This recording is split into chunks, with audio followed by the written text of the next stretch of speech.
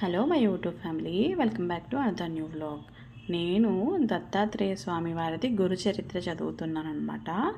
యాక్చువల్గా అంతకుముందు మేబీ వినాయక చవితి అప్పుడు ఒక ఆంటీ నాకు సిద్ధమంగళ స్తోత్రం చదువుకోమ్మా 11 రోజులు అలా చదివితే చాలా మంచిది అని చెప్పారు.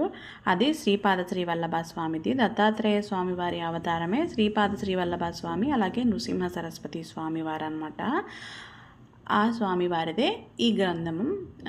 గురు చరిత్ర పారాయణము, సప్తాహ పారాయణం చేస్తున్నాను. నా మనసుకైతే చాలా హాయిగా ఉంది. ఎందుకంటే నేను కొనుక్కోకుండానే బుక్ నా దగ్గరికి గురువారం రోజే వచ్చిందనమాట. ఆ ఆంటీయే కొని తీసుకొచ్చి ఇచ్చారు. చాలా హ్యాపీగా అనిపించింది. ఇందులో ముఖ్యంగా దత్త ప్రదక్షిణ ఉంటుంది. అది కూడా నిన్న కంప్లీట్ చేసుకున్నాను. దత్త ప్రదక్షిణ అయిన తర్వాత నేను పారాయణం మొదలు పెట్టుకున్నాను అనమాట. సో మొదటి రోజు పారాయణం అయిపోయింది, రెండో రోజు పూజ కూడా అయిపోయింది. మళ్ళీ నెక్స్ట్ బ్లాగ్లో కలుసుకుందాం.